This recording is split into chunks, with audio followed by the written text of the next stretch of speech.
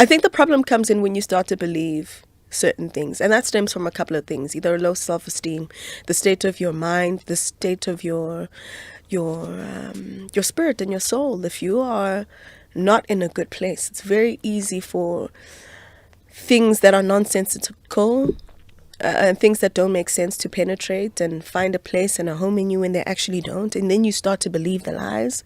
Sometimes you start to believe your own lies. You can be like your biggest liar, right? Because you can say the most. And I've said it a couple of times that, like, sometimes I don't need an enemy. I can say the worst things to myself. I've said the most heartbreaking things to myself.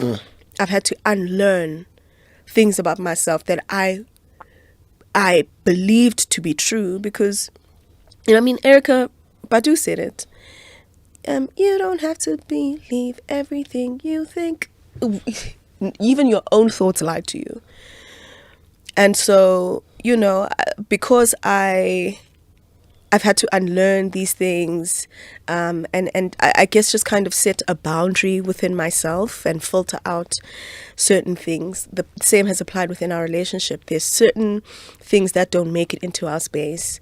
There's certain conversations that we're not willing to have, or we're not willing to entertain. There are ways we're not willing to explain ourselves.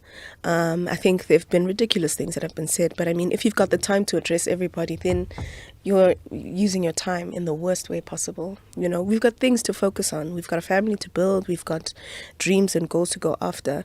So fame is like, and what people have to say about us is like, it is what it is. How has motherhood changed you? Wait to my sisters. They'll say it all the time. Candace especially. She'll say, wait I forget you're a mom, hey? Yeah. It's like laser focus. That's what it's done to me. It's made me very intentional, very deliberate about where and how I spend my time, how I think, how I navigate, how I act. And it's like, it's so... to be a parent is very scary because very quickly you realize how what you do quickly overrides what you say because kids are so observant. Yeah. They do as we do. Exactly. Yeah. Not as we say. As we say, yeah. They'll challenge what we say.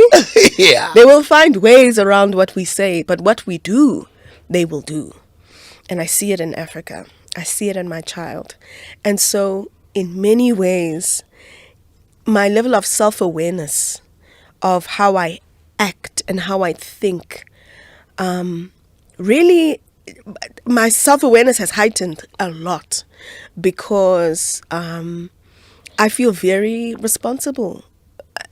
And responsible in the sense that I've been trusted with a life. She doesn't belong to me. She's my child, but she's not mine. She has been trusted and borrowed to me and her father, and we are trusted to bring this life into the world the way God has intended. All we pray for is that God equips us with what is necessary for her to show up as her best self the way God intends. And we pray to align with how God sees her. And so, as a mother, I try to align to that. Spiritually, religiously, however, my relationship with God is so hectic. Like, ke rata Modimo ka pelo le moya and everything in me. And she knows it because she says it. She speaks it herself. You know, she'll speak about God like, she's like, no, Mommy, when is God coming out? I want to see him. Mommy, I love Jesus. Where's Jesus? You know, but so you're raising her in the church? We raise her in the church. Nice. Yeah, Well done. We're raising her in the church. Well done. We want her to give us something to believe in, but also we're open to the fact that she may decide otherwise for herself someday. But that's also for her to decide. Nonetheless, though, I love being a mother. It's my favorite thing. You know when they say before your child, it's like when you try to imagine what life was like before your child. Yeah. Life is beautiful. I love it. I love her. I'm obsessed. There's a strengthened sense of purpose. 1,000%. 1,000%. And I refuse to give up on anything.